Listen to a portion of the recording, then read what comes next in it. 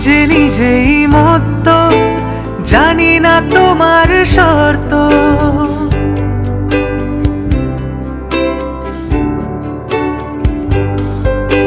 আমি যে নিজেই মত্ত, জানি না তোমার শর্ত।